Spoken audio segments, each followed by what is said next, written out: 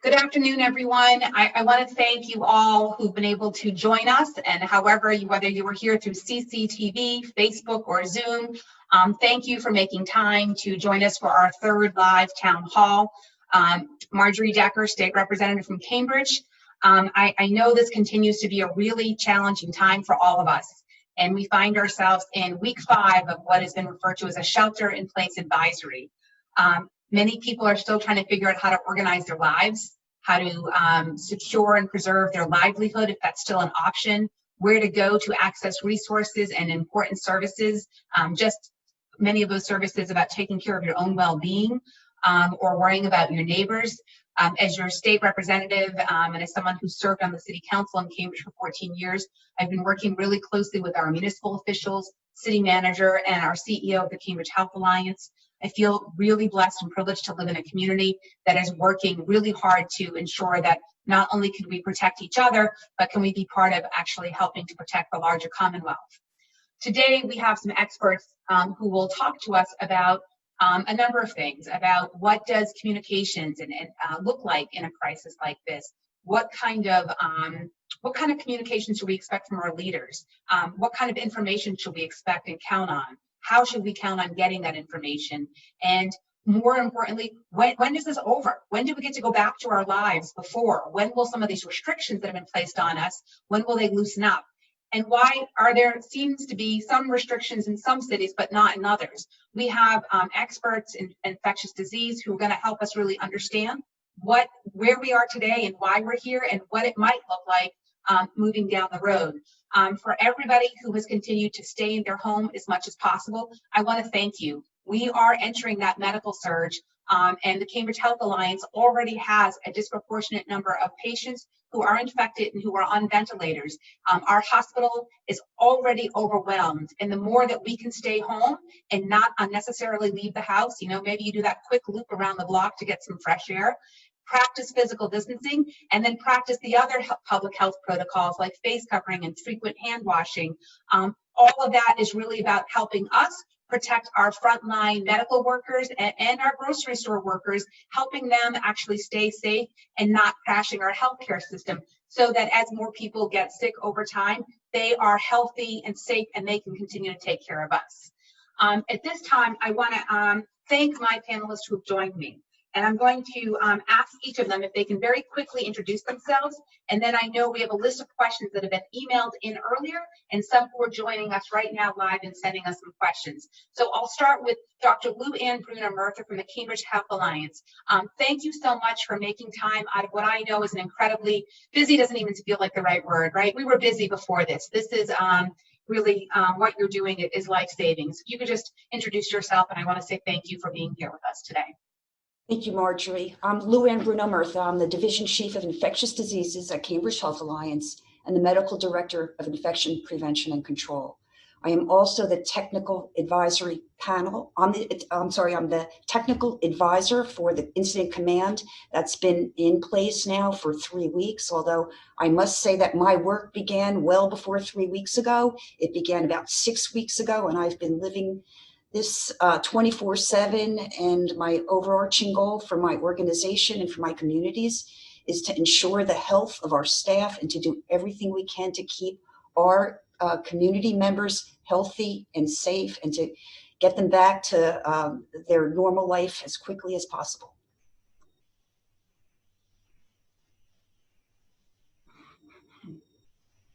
Gonna get you to that mute button. Thank you.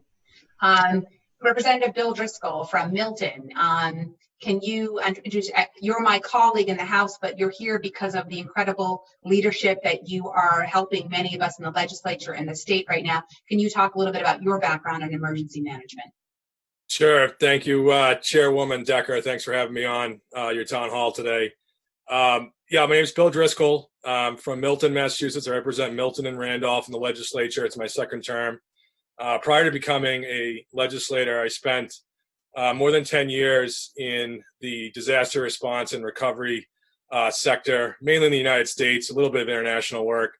Kind of fell into it as a career after Hurricane Katrina was my first big disaster, other than living through Hurricane Bob and Gloria as a child in Massachusetts. Katrina, kind of showed me what, effective volunteer management and in conjunction with the FEMA and state level apparatus for disaster response can do together in partnership and coordination with one another. And so I was heavily involved in about 40 FEMA declared events over those 10 years around the country, helping to manage volunteers, donated resources, mainly in the cleanup and rebuild space of individual homes that were hit by floods, tornadoes, and hurricanes. But in that time, lived through H1N1 in 2009, Ebola 2014. So I got to be a fly on the wall in a lot of different places, kind of above my pay grade, so to speak. But obviously trying to impart what I can as a part of the member of the House of Representatives COVID-19 working group convened by the Speaker, and helping to provide tools for our legislators and make sure that we've got continuity of government in the House of Representatives. So I'll stop there and happy to be here. Thank you, Representative. At this time, if I could have Professor Bill HANAGE, who is also, fortunately for us, a Cambridge resident, and who very quickly, I think at the end of February, came back and was pretty clear on what was heading our way, and he's also a parent with children in our school system. Professor HANAGE, could you also say a little bit more about your background? Thank you. Yeah, my name is Bill HANAGE. I'm an associate professor of epidemiology based in the Center for Communicable Disease Dynamics at Harvard Chan School of Public Health, where I study, research the transmission of all sorts of different infectious diseases. In the class I teach, we actually cover disease emergence. We actually went over that not so long ago, not so many months ago, and I wasn't really expecting to be seeing something coming quite so quickly down the line. But one of the things we covered was that in the early stages, it's very hard to predict what's going to happen. But like you heard, I tried to alert the city council when I returned from a trip to Israel, and I'd seen my first few patients there and got to know a little bit about the characteristics of transmission. And also I serve on the expert advisory panel alongside Dr. Bruno-MURTHA and a number of others. So I'm here to answer any questions you have. I have some knowledge of the models which have been going into some of the things which are going on, and hopefully I'll be able to answer questions about those. Thank you. And now I'd like to also just introduce Dan CENCE, someone who I've known for many years and who has a long history of working both with the City of Cambridge and many of our large biotech and pharma companies in Cambridge, but also his experiences around the state, working with educational and healthcare institutions. And really, I'll let you say more about yourself, Dan. Thank you, Marjorie. I appreciate it very much, Chairwoman. My name is Dan CENCE. I'm the CEO of Solomon McCown and CENCE. We are a strategic communications firm here in the Northeast with a deep understanding and background, and specifically in crisis communication. We've been brought on to work as a partner with the City of Cambridge, as we have on several occasions, but to work towards and help them, guide them with the communication around this incident and what's going on in an effort to really channel the information and to ensure that it's digestible, that it's out in a concise and clear way, but also to ensure that it's the right information at the right time, so as people have what they need, but not to make people worry more than they have to, or to focus on misinformation or lots of different outcomes to that extent. So we're here. I'm very happy to be here today and happy to help. And this is a very esteemed panel, and hopefully I can provide something. Thank you. I want to thank all of you for joining me. So one of the questions that has come in, and maybe Professor HANAGE and Dr. Bruno-MURTHA can also try responding to some of this. It says, what types of things will public health and infectious disease experts be monitoring in the coming weeks and months to evaluate the spread and the surge of COVID-19? I don't know who wants to go there first, but I can start on it. So the important thing, which I think you appreciate, is that we have a situation here with a virus which can threaten healthcare. That's the grim data point that we managed to pick up from the studies of Wuhan, of Italy, Spain, New York now, and we're sort of in the midst of that now. So what we need to do is to be trying to stop the trickle of we want to take this flood of new infections, which eventually hit the healthcare system, and slow them to a trickle, which is why we've been doing this for the last 5 weeks. Now, what we want to know is what's actually going on out there. And that's the case for the testing, whereas we all know the testing debacle, we started off not well, and things have been getting better, and the Broad Institute is now being turned into a very high throughput testing facility. That helps, and that'll be good, and that will be useful in telling us what's going on in the community. But I think that what we want to really be looking for is a slowing in the rate of hospitalizations, because that is telling us something about what was happening in the past. Because every time you look at where an infectious disease is now, you're not really seeing where you think it is now, where you're getting a case. You're not really seeing where it is. You're seeing where it was, because you're seeing what happened a period of time ago, which has then led to this person being tested or developing symptoms or what have you. So if we can see a slowing in the rate of hospitalizations, that's the sort of thing which tells us that there was less transmission going on in the community some period of time ago. And that is the sort of thing that might lead us to think, okay, if it was going down then, hopefully it's going to continue to decrease, and we can start thinking about what to do next. Yeah, I'll just add to that as well. I think one of our big challenges early on was, number one, lack of sufficient testing. And number two was the lack of having a quick turnaround time to our tests. So early on, we were not getting our test results back for 3 or 4 days. And that resulted in burning through a lot of personal protective equipment, in some cases unnecessarily. Until you had your results back, everybody was assumed to be positive. In addition to that, not being able to tell patients they were positive early on, they may have not really followed instructions on isolation and quarantine at home. So now that we're in a much better place with our testing. In fact, this week we now have testing in-house at Cambridge Health Alliance with a turnaround time of a couple of hours, which is fantastic. The problem is we don't have a sufficient supply of those tests that we may not be able to continue testing in-house as cases continue to come in. So lack of supplies has been a major issue, and we need to continue to test, and we need to continue to emphasize isolation, and we need, unfortunately, to continue with social distancing. I think that's essential. It's key. And, the modeling shows that we have several weeks of disease to contend with. We have been experiencing surge now. This is our second week of surge. And Cambridge Health Alliance is considered a small to medium-sized hospital. We have the largest number of hospitalized patients with COVID for our size. So we are working extremely hard, and we anticipate we're going to continue to have to do so for the next several weeks. So testing is critical. We need the support of our community members to really take social distancing seriously, as hard as it is, I know. But we want to see this curve flatten as quickly as possible, and we just need to keep doing what we're doing. Thank you. And I'm just going to note, I see Professor HANAGE, you are using a pen or a pencil to get those little itches on your face. I'm wondering if that's a habit, or if you're also trying to model for us about what it means to not be touching your face. Yeah, it's a habit. It's something I started doing around mid-February, because if you look at these, I have drawn on my face several times. I was in a faculty meeting and I drew on my face, and it's very, I felt like a bit of a fool.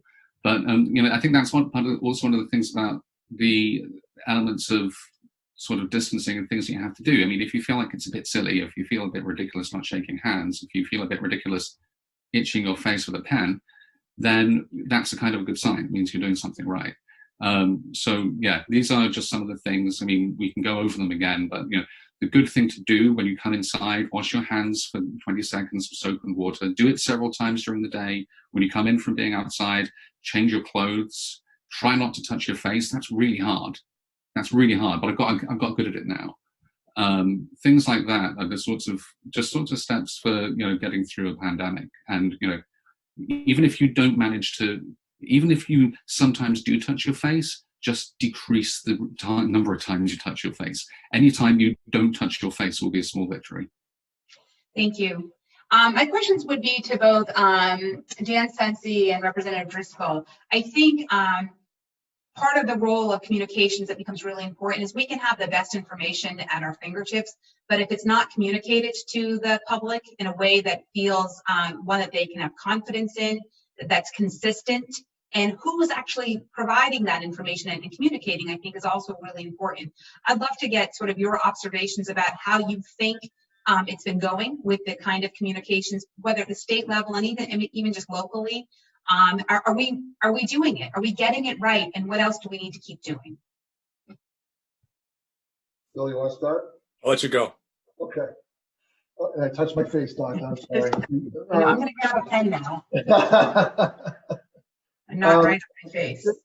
Thank you. There are several, and I'm not going to get into the whole, is the president being effective, is other people doing. I think that here locally and regionally, I think in a crisis situation, it's very important to establish protocols and to establish consistency so that people not only know where to go to get their information, but when it's going to be available to them. You'll notice that the governor has done his press conferences around the same time every day. He's clearly speaking with municipal officials and telling them when he's going to do it, so there's not an overlap of when he does it, or the mayor of the city of Boston, or the city manager in Cambridge, or the mayor in Cambridge do theirs. So they have some coordination around that level. It's important that you do it in as many forms as you can. When you see that fellow that's doing the sign language next to folks at all times, so disability and accessibility is very important. We clearly know in Cambridge the multiple languages that folks speak, so that when we put things out on websites and emails and telephone calls, that we do it in as many different ways as we can, in as many different languages as we can, to ensure that people who may be on as tech savvy still have a landline, maybe are housebound because they are a very susceptible member of society. Are we actually going and putting flyers under their doors and doing things like that? So it definitely keys to be consistent, to be clear, to be predictable. And once you've shown a pattern of doing that and having people understanding and creating value in that information, when it comes, they'll go back to that place or that time to go and get it every day. I think that's clearly important. You have to establish credibility. You have to always provide value and provide the truth each time, and people will then tend to want to, in a habit, go back to those places and get it each and every day. Thank you, Dan. And I guess Representative Driscoll, I think one of the balances has been, and you've seen this, oh, see, there we go. Okay, I'm gonna do this now. The balances between local communities and the state as well. And I don't have a whole lot to say about the federal government. I think, in our bubble in Cambridge, probably most of us come down on the same place on the application of leadership there. What I would say is that I know communities have struggled with that balance of not wanting to overwhelm and give people information that will make them really just kind of like tune out because it's too awful to hear, versus, but making sure they're actually getting, and I actually fall to the side if people need to hear what's going on we need to be, and how we deliver it's more important than what we deliver. What we deliver is very important, and being transparent, and we can handle the overwhelmingness with how we deliver it. But I'd like to hear from you more about sort of what has your take been about making sure that we really are communicating accurately so that people believe us, will listen, and that anarchy won't arise where people just say, I'm not listening. It's all the same. Yeah, it's a great question. So part of what you're seeing, I'm not giving away any secrets here in terms of, being a community leader myself, like the folks on the call or they're supporting community leaders. It's that, there's a lot of similarities, a lot of differences between every crisis event. And what we are trying to do as leaders, and what others are trying to do in the space too, whether it's at the local level or the state level or higher, is really encourage people to adopt the guidance. So it's like what you said, Rep. Decker, we can have really good, accurate information, but if it's not delivered by the right person at the right time and in the right way, it's not going to be absorbed. It's not going to sink in. And so the crisis emergency risk communications CERC principles that were developed by CDC and a woman by the name of Dr. Reynolds, I've been leaning on them. It's something that I shared with you early on and other colleagues in the legislature, because people have to know the stakes are worth it. So what we're asking them to do is worth it to them. It's worth it to their families. It's worth it to the community at large. And so being credible as that message is delivered, showing empathy, promoting action around, whether it's flattening the curve or giving blood as a way to help out, or hand sewing face coverings or medical gowns, and showing that respect and realizing that, you know, I'm not telling any on this phone call, on this Zoom, I'm not telling anything you already don't know, but I'm going to affirm what you believe and what you know and put a purpose statement behind it. I'm giving you these facts because you need them for your family, for your community, and making sure that we impart that what's at stake if we don't do this now, so that people, as they hear the message repeated, and we need repeated messages that are consistent and not mixed. If they're not mixed and they're consistent, then eventually research shows people will absorb the message.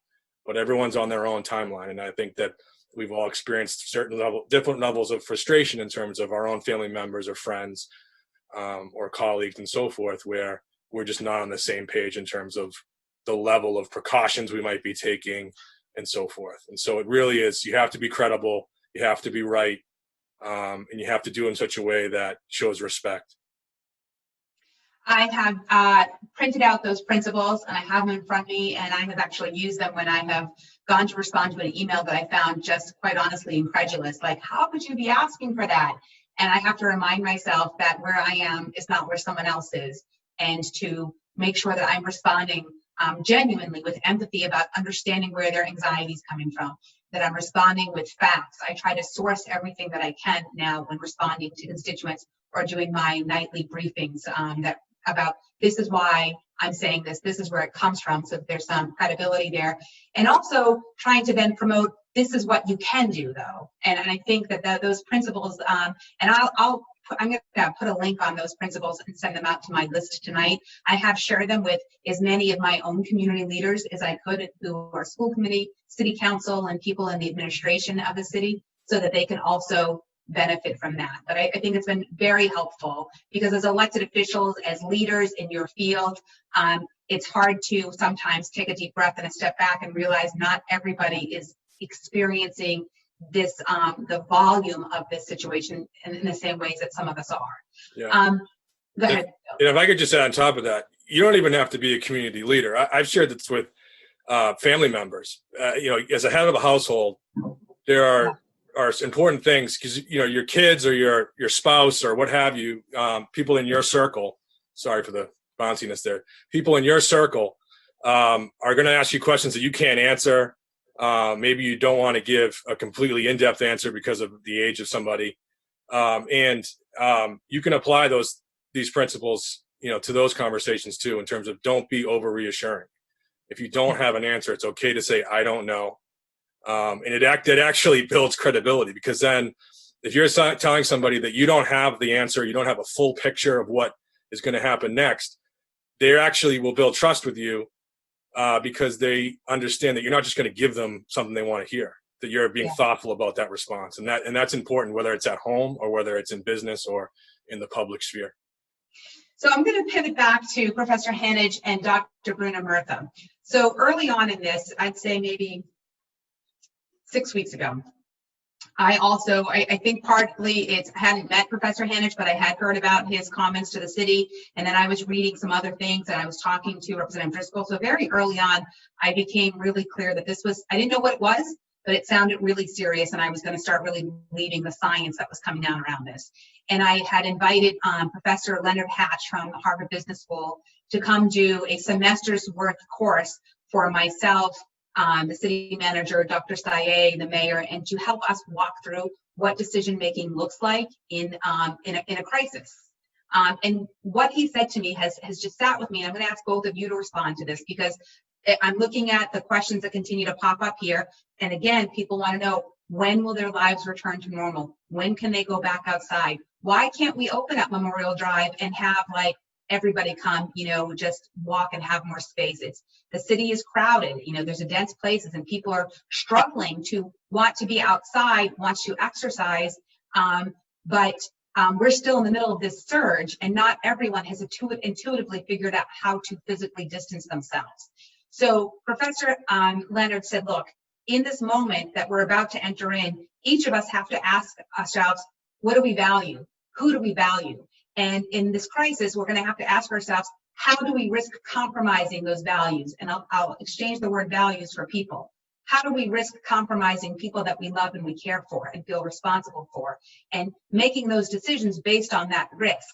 And so I think that Dr. Bruno-MURTHA and Professor HANAGE, if you could just talk to us a little bit more about what does it mean when people are just like, well, can't I just go out to Memorial Drive?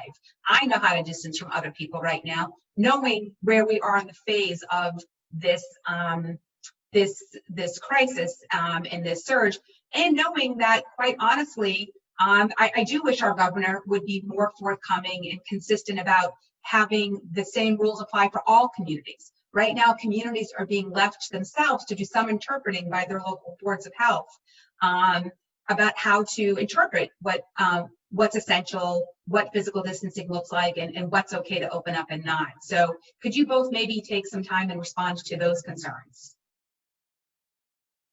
Well, I could certainly say that this is a very contagious virus, probably one of the more contagious viral infections that I've seen in my career. And what I do know about this particular virus is that even before people develop symptoms, or early in their course when they might be getting a little scratchy throat, there is very high viral loads in the throat. And just by virtue of speaking, that virus can become aerosolized into droplets. And those droplets are able to spread, well, we think maybe 6 feet, but there's some studies that even suggest much larger than 6 feet, maybe even 12 and 18 feet. So the social distancing is very important, and maybe 6 feet isn't quite enough based on some of the studies I've read. And some patients that have virus in their throat never get sick. And so they don't have the ability to self-isolate to keep others from getting infected. So it's for that reason that the social distancing is so important. You could be completely asymptomatic with this virus, and on the other spectrum, this virus can cause a very devastating illness. And you don't need to be elderly, and you don't need to have comorbidities. We have seen very serious illness in healthy young people without comorbidities. So it's for these reasons that I urge everyone to continue to practice social distancing. And the only way to do that is by staying indoors, or if you do go out, to go out without putting yourself in a situation where you're going to be close to other people. Masks can help, and certainly good hygiene can help, but these droplets do travel. And so if you are close to other people, you are at risk. So for these reasons, I really urge you to follow the recommendations that public health is putting forth, and common sense, good hand hygiene, and sleeping well, staying healthy so you could fight resistance, and following all the good messaging that's coming forth from the Department of Public Health and our local boards of health. Thank you. Yeah, I would echo all of that. And I would add to it with the comment that there was a paper that was in, I think, Nature earlier today, which was done by colleagues in Hong Kong, that was looking at viral replication in the upper respiratory tracts and trying to estimate how much transmission is coming from people who are asymptomatic at the time, unwitting transmission. They don't know they have it, and it's a lot.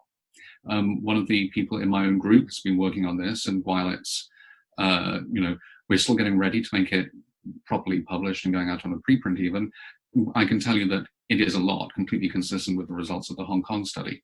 So even if you feel well, and even if you think that you're not infected, you're not out of woods. I mean, you could still infect somebody else. And you're not feeling bad now, but you may be feeling bad in the future. I think that what Dr. Bruno-MURTHA said about the way that younger people can be affected is extremely true. I mean, I know of at least one person who my family has been in correspondence with, who was a relatively young, healthy man, who was sending text messages saying, this is the worst I've ever had. I wish I could go back in time and tell people, but nobody would have listened anyway. And I can speak from my own family that, people that we know in South London have died. And there was things which were not necessary and did not need to happen. Now, I also want to echo what Representative Driscoll said, which I think was a really, really good statement. When it comes to how long this is going to be necessary, we don't know exactly. We know that at the moment, it is required to prevent that tsunami slamming into the healthcare system. We are hopefully having an effect, but just watching rates of hospitalizations going up and down, we need to see a sustained reduction. And once we see a sustained reduction, we can be pretty confident that sometime in the past, we did start to reduce transmission, and then we can start thinking what's next. I don't know how long that's going to be. It is going to be a period of time, but it will happen.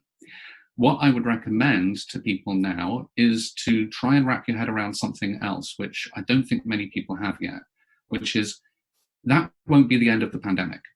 This is the start of the pandemic. The start of the pandemic has been when it announces itself via a sudden surge which damages healthcare. Once that is passed, we're going to want to be looking for the amounts of immunity that are left over. We're going to be wanting to understand whether or not we can start doing more stuff, and crucially, how to monitor for future surges and be ready to do things again. Maybe not as extreme as this, maybe somewhat different, maybe informed by clever things like digital app tracing, contacts and stuff like that. There are many things which can be done. But my recommendation would be try to get used to how you can make moments like now feel less scary, because the virus is still going to be there when we come out of this. What we can do by preparing for that time and learning how to live with it now will help us live in the world after the initial surge, and it will help us prepare for all of the different things that are going to come in the months which are following that and before this pandemic is finally over. Thank you. I think that's something that we're all needing to hear more often and try to digest. Dan, you're working with universities, you're working with healthcare institutions, you're working with the city of Cambridge. What are the most frequent questions that you're hearing, and what do you think is the most important thing that municipalities and these institutions need to be communicating right now? Yeah, so I mean, clearly the most frequent question you hear is when, right? When is it going to be over? When is it going to change? When is it going to be this? When is it going to be that? Some of that is based out of the fear of the unknown. Some of that is businesses don't like uncertainty. You know, if you told them it would be 6 months, they'd deal with it. If you told them it would be 6 weeks, they would deal with it because there's an end to it. So unfortunately, no one can offer that.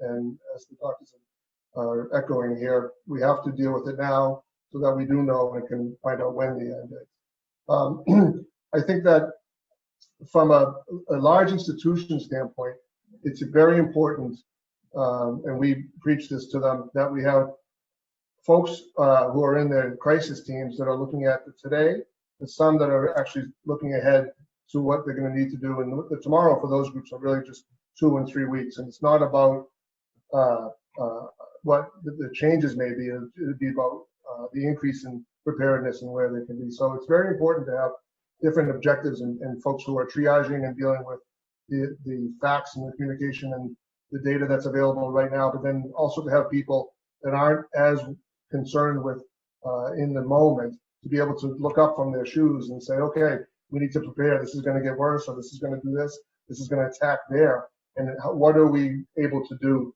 to prepare for that so that you're not always in a reactive mode? You can, at some point in time, get to proactive and be able to plan for it. I think we're starting to feel that that's where we are right now, just in simply a planning stage. Nowhere saying that there's anything over, but there is an ability now to say, okay, this is the reality of today. We have protocols in place that we're dealing with, which allow us to communicate and deal with today. And if this goes a certain way, what are we going to say? If it goes another way, how are we going to react to that? And how are we going to be prepared? And you always, in our business, you plan for the worst and hope for the best. And I think that when you do that, you're never going to be surprised at where the outcome lies. Yeah, and I think you've been great at doing that with, I can say at least with the city. I think that, many leaders and particularly, elected leaders and community leaders, we like to think that the best is always possible. And so planning for the worst is not something I think that we're used to. We leave that to technocrats and bureaucrats. And so I just think that that's been an important voice and a skill that you've brought at least to our community. You know, the questions that I'm asking, that, you know, I'm looking at these questions coming in, and all of them, that thread is, you know, when will we get back to normal? You know, we continue talking about this. So one of the questions that just comes up says, you know, when the surge ends, and correct me if I'm wrong, because I remind people, you know, we're talking about a medical surge now. The surge, there's going to be waves of surge over time. It's not going to be just like one surge and then we're out of the woods, right? So, and if you think differently, say something. But the question is, when the surge ends, will testing be mandated for everyone in our state?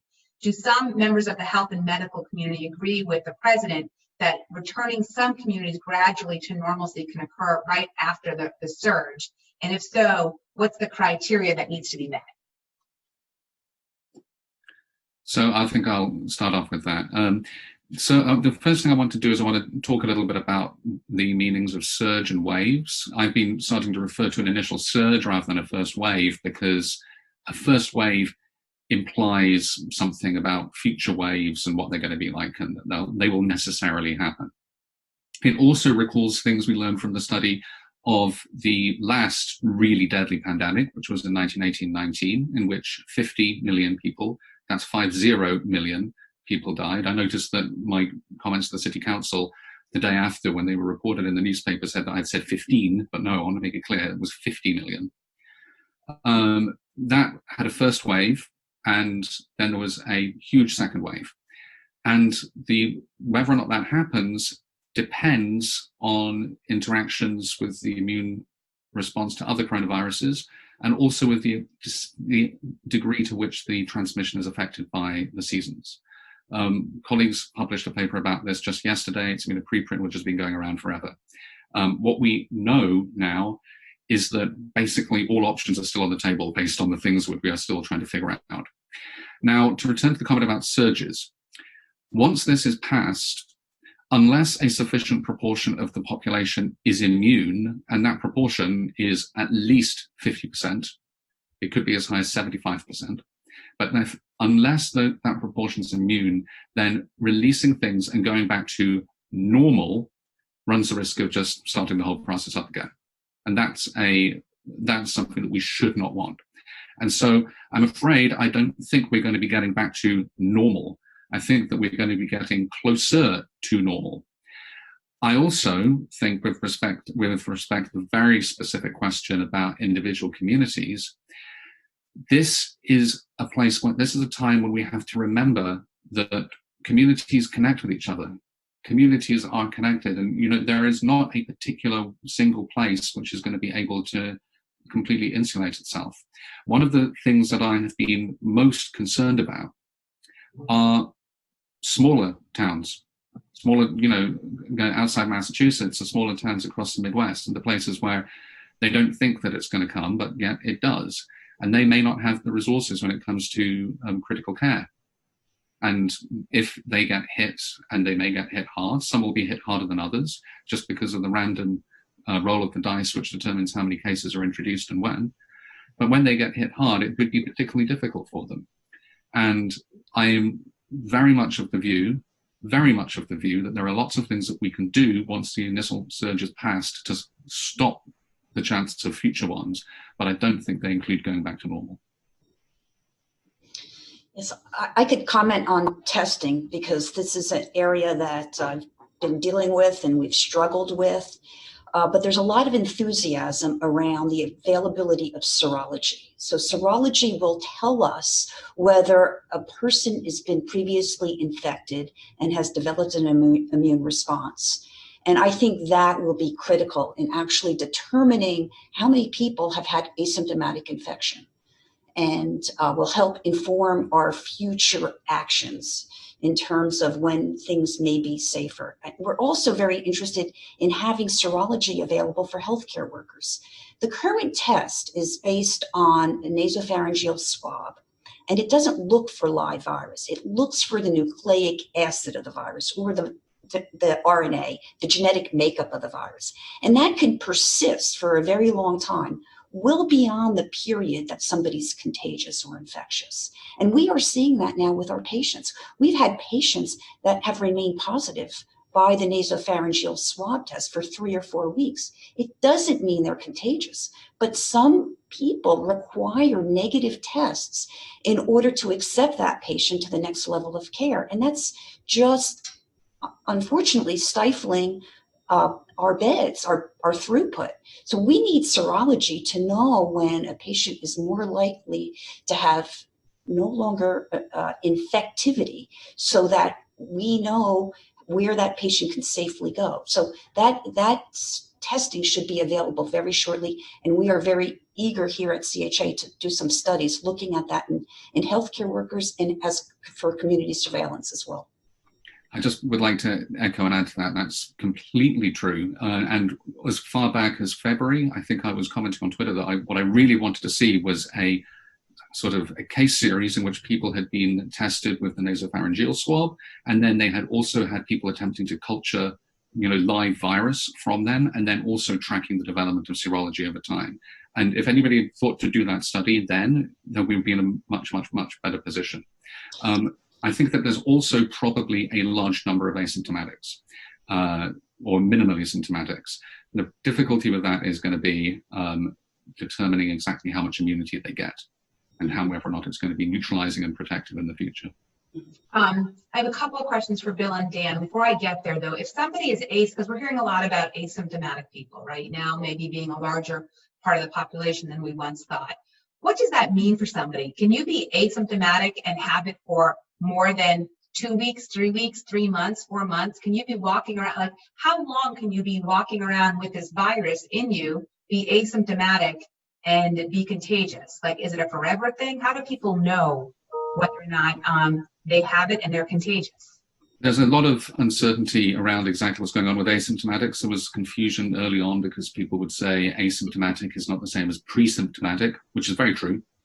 The very good studies you've probably seen coming out of Iceland will sort of say this many people have no symptoms, but that's at the time of testing.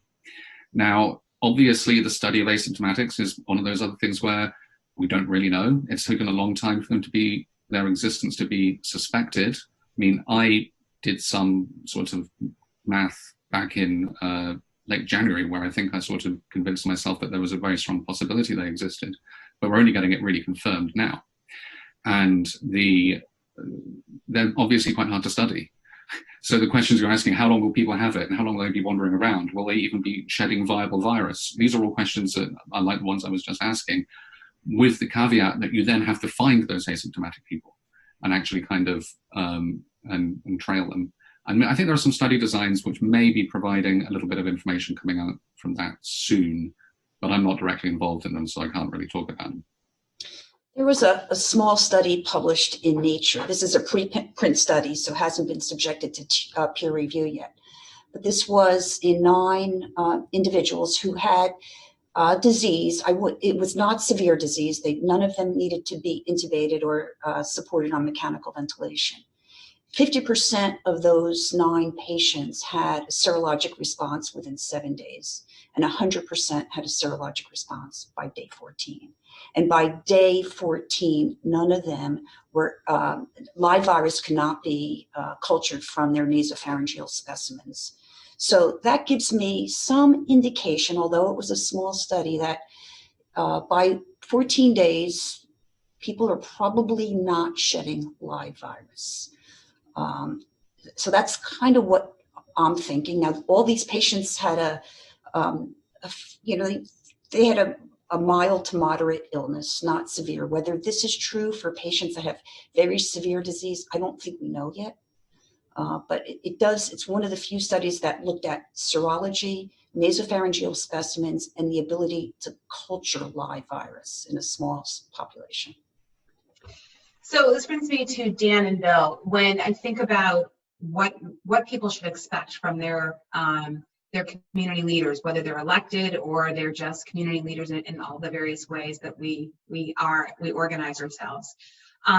What do we need to be communicating people in addition to staying safe, in addition to keeping themselves safe, keeping their family safe and their neighbors safe, and our medical frontline staff and our grocery workers safe? How do we also communicate at the same time that people need to be thinking about ways that also provide them some ability for their emotional and their mental health, right? If all we're doing is focusing on this, then we're also missing the other important part of the equation, which is, I think, why we see the tension of people who are like, let us go out, shut down the streets, shut down Memorial Drive or other parkways, because our mental health is really important. And they're not wrong, right? Because we know that there's certainly concerns about increased rates potentially in suicide, domestic violence, child abuse. You know, our mental health and well-being and our behavioral health needs. I also talked to a colleague who had 3 overdoses in her community recently that they believe is related to the stress of this.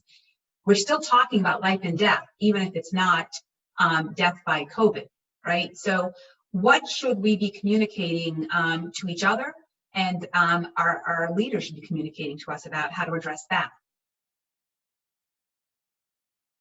And what are some of the ways that you're both doing that with either Representative Driscoll with the talking in the working group, and Dan, you have you have such a diversity of clients, corporate clients, municipal clients. Yeah, I'll let Bill go first, talk from the community leader standpoint. Yeah, thank you. Sorry, I dropped off for a second, so I wasn't sure if that was for me. Yeah, a couple of things. And to your question, Rep. Decker, and to we've got a great group of panelists here. Some of the points that were made a short time ago.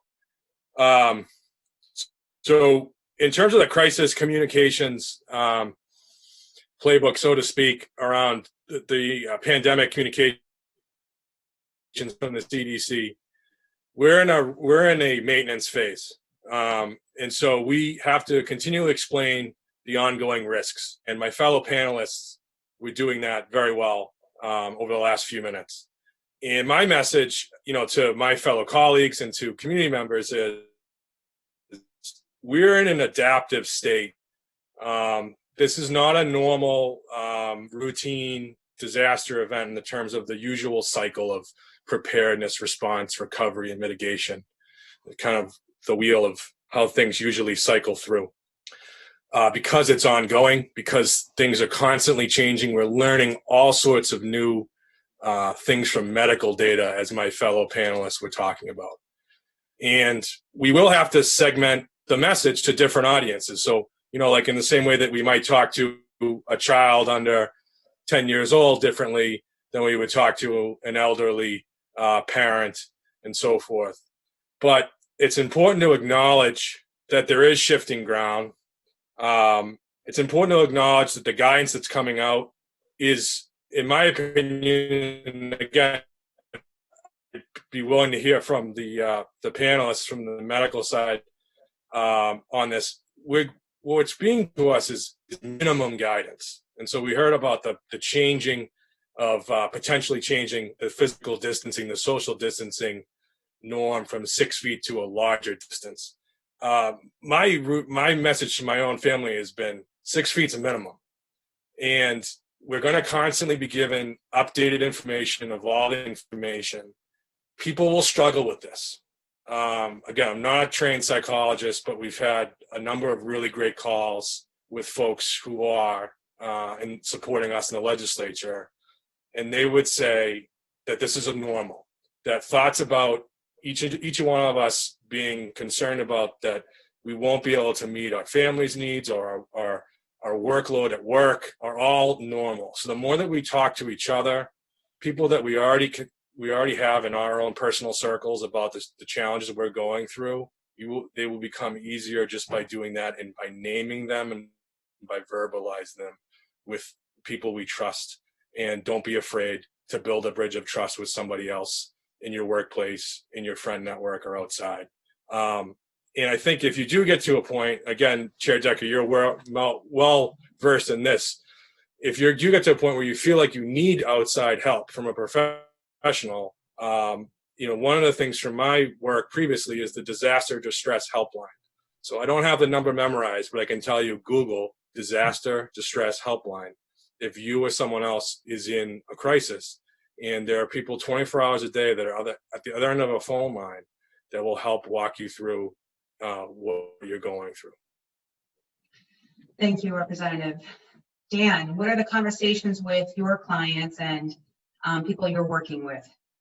Yeah, I appreciate that. Thank you. And I'll dovetail what Representative Driscoll was saying from the outreach standpoint to what we're doing even internally. So we're a small firm, but we have 40 people and everyone is working from home, and some folks live in a one bedroom in the Seaport. And they're by themselves all day, and or they're back at their parents' house in their basement or wherever they may be, or they may be with their wife and 3 kids in a house somewhere in suburbia. But we have people overcome, and the human spirit gets there. People need to know that they're there, they can be heard. They need to know that everyone else is going through the same thing that they're going through, and it's okay to feel how they feel. And I think as a leader in the organization, just by the act of communicating from an internal communication standpoint, and this is also what we do with our large academic institutions and other folks. We give 2 separate paths for communication. One is external, one is internal. And from an internal standpoint, you cannot communicate too much. You cannot over communicate internally. Even if you're saying the same thing every day, it's the act of communicating with folks in and of itself is reassuring, and it is a byproduct of being together as a community. From an external standpoint, we relax that a little bit because you don't want people to feel like they can miss a communication, or they can, or when a large governmental agency is providing information, if they think, oh, they told me the same thing for the last 2 days, I don't need to listen today. So you can over communicate on an external standpoint. You need to provide clear, concise information, and needs to be prove value, like I said before. But one of the things that we did internally this week as well was part of our healthcare plan has a call-in number to a psychologist, and it's free. It's anonymous. They simply need to say what firm they work with, and they won't be asked who they are, and they are instantly connected to someone on the phone who can meet their needs from a mental health standpoint. And I think there are a lot of, as Bill mentioned, hotlines and different things of that nature around for people to get access to. And in the city of Cambridge, if they dial 311, they can get access to different information. If they go on the website, without question, that information is all there, very clear, for resources available to folks from a mental health standpoint. We know this is going to be bad. We know that there, with the surge on the medical side, there's going to be a surge in domestic violence situations. There's going to be a surge in mental health needs. I work with another organization called the Children's Advocacy Center in Suffolk County, which handles horrific cases of sexual abuse on children. They're down 60% right now in their cases that are being reported to them.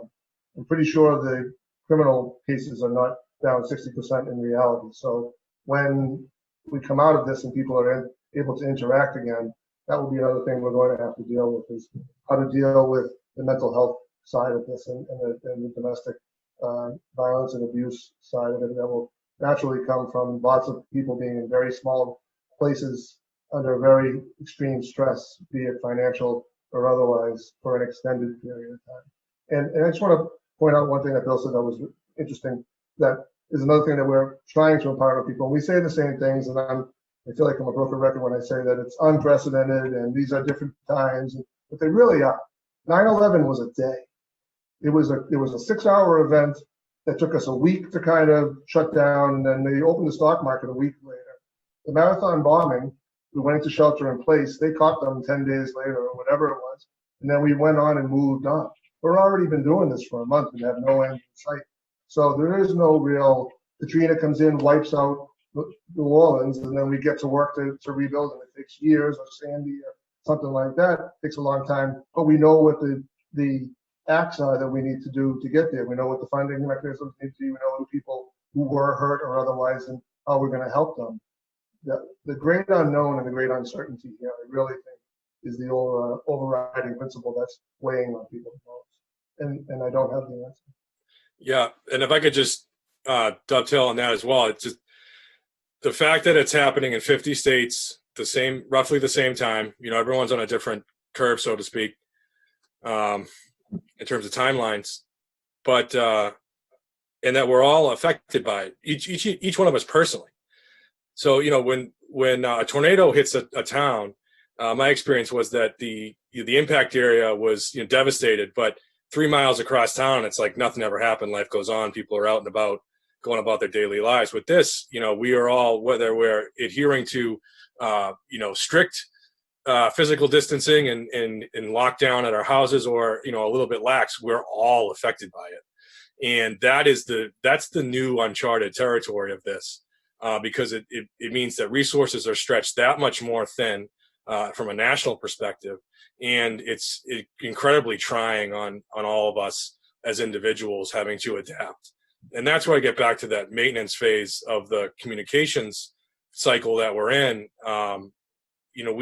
We as individuals need to, again, to use plain terms, wrap our head around that we will be in an adaptive state, having to constantly deal with shifting ground, not for weeks, but for months and potentially longer.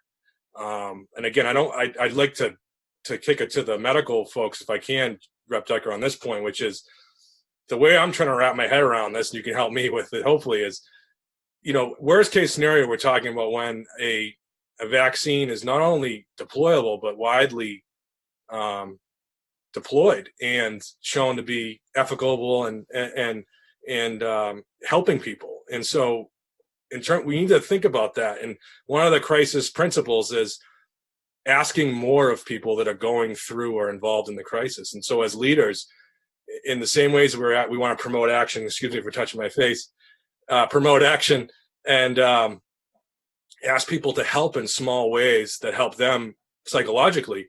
We also need to ask more of them in terms of, like, if we really are going to get through this, and we are going to get through it, but it's all about the timeline that we can come and bring a new normal, a sense of where we were before, back into society, back into the economy. We're going to have continued really, really tough days ahead.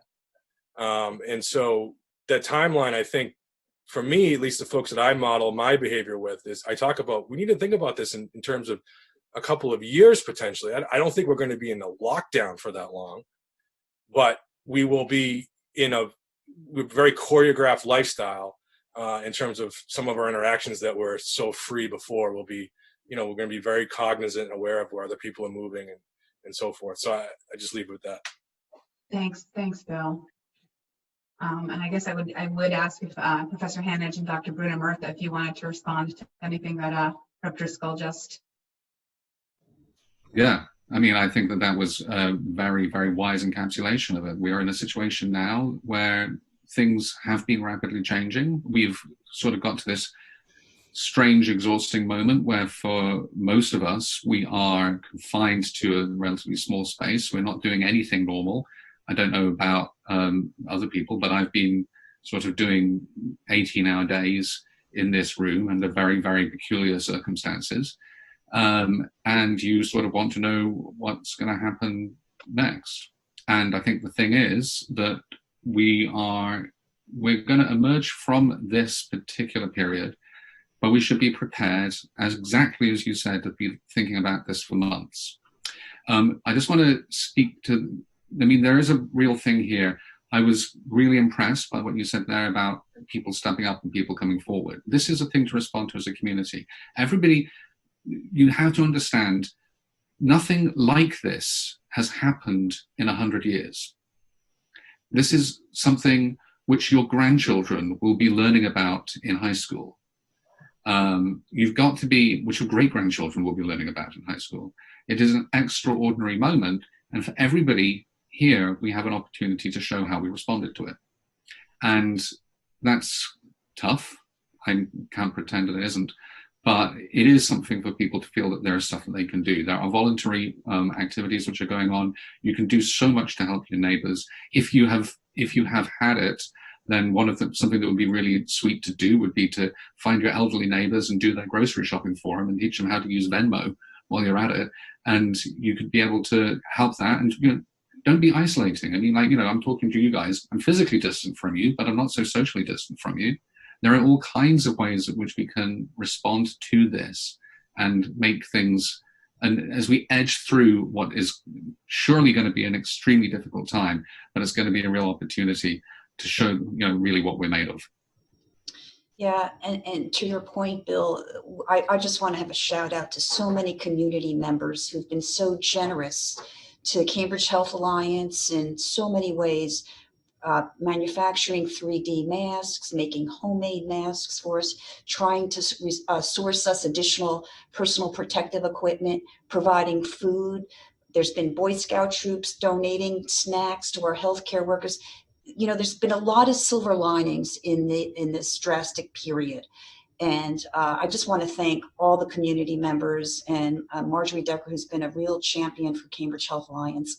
And for those of you that are at home, think about other ways that you can support our efforts, or you could support your neighbors who are on the front line, who are extremely exhausted and working really hard. And I'm sure there's things that you could be creative with and help us get through this, and it will make you feel better. And thank you to everyone who's helped us do our job better. I want to thank all of you for not only joining me, but all of you are playing really critical roles in helping us figure out as a community how to safely be in this moment. And I just want to say, I think one of the things I do with my kids, and it's a hard thing, I try to honor how they feel, but every day I also, at some moment, I tell them it's important to count blessings, that when things are the hardest in our lives, that is the most important time that we actually start doing an inventory of what actually is good in our life, knowing that there are always people who are suffering more than we are. And it's a hard thing for a child to understand when they're not with their family, or they're not with the people that they want to be with. They don't want to be with their parents, they want to be with their friends. They're appreciating that they actually want to be with their teachers more than they were ever willing to admit before this. I think, you know, so that for me is part of how I'm trying to stay grounded. Is that it is worse. There are people at different levels, and so our job is to honor our own struggles and not lie about them, because then we can't be effective later if we're not being honest with how we feel and caring for ourselves. But we also have to be available to knowing that in this moment, there's still a lot that we can do to help people. There's still a lot that we can do to help people who aren't able to help themselves for a whole variety of reasons. And those of you who are watching, you know me. A lot of those reasons are because our society was not set up to actually care for people in ways that were humane prior to this COVID. And now that curtain has just been ripped open, and where the inequities in our society are, it is screaming at us and disproportionately impacting. Those same communities are being disproportionately impacted by their inability to protect themselves, their inability to maybe not have to go to work and risk infection, and our safety net hospital is seeing a lot of people who are disproportionately coming from our more economically vulnerable communities. And so to everybody in Cambridge and to beyond who's watching this, I think for me the takeaways are, this is not over. This is really, we're not even at the middle of this yet, because we don't know where the middle is. It is going to require us all to continue to be really patient with ourselves, patient with each other, and to really make sure we're getting accurate information so that we can act on that. It's not going to be forever like this. There is a path. In fact, some of those paths are already moving forward. And it's important to also be able to access that information. So as community leaders and as people in the medical field, we really are relying on those who are experts about making sure we are communicating in ways that people can digest that information, that they're acting on it, and to just know, I always like to have like a little message in the mugs that I'm drinking on these shows. And my "we can do it" feels like, which one did yours say? Mine's blank. Resistance fighter. Yes. Okay. Mine's an opportunity. Opportunity. I love that, Bill. You're always so you're so flexible. But to say that this is hard, this stinks. It's scary, and there's a lot of suffering, and some of that we know has been unnecessary because a complete failure in leadership. At the same time, it is where we are, and together, if we trust each other and we really do what we need to do to take care of each other until we don't. We can't tell you that 2 weeks from now things are going to be relaxed. We can say, though, let's trust each other collectively. Let's believe our medical professionals. Let's believe our scientists, and let's do what we need to do to protect each other. Over time, there will be evolutions of where it won't be like it is today. It may be a while before we ever get back to normal, but planning, communicating, and staying connected to each other while we physically distance, it's going to get us there. And I feel really confident in the people that I talk to every day who are working to make that happen, including those who are just staying home and who are taking less trips outside and who are calling neighbors and helping elderly people like with their groceries. So I just want to say thank you to all of you for what you're doing, and to our community. We're going to get there, and we're in this together. And I will just say one more thing. We will be back next Wednesday. So my part in communicating is to make sure that you know every Wednesday at 4 p.m. you can count on me being here on CCTV, Facebook, Zoom, and that we are communicating every night. If you haven't signed up, if you go to my website at, I always forget my website, rep4decker.com, or send me an email at repdecker@gmail. We will get you on our email list. So every night we send out information that we believe people have actually said it's very digestible. We try to give you the most relevant information without overwhelming you, and to also let you know what the legislature is doing and what's coming out of the governor's office. So all of you, I'm going to ask my panelists and everybody watching, please continue to do what you're doing. Be as well as you can be today. Be as safe as you possibly can. And I look forward to talking with all of you again. And thank you for helping to help us feel connected and more informed. And that's all for now. Thank you. Thank you.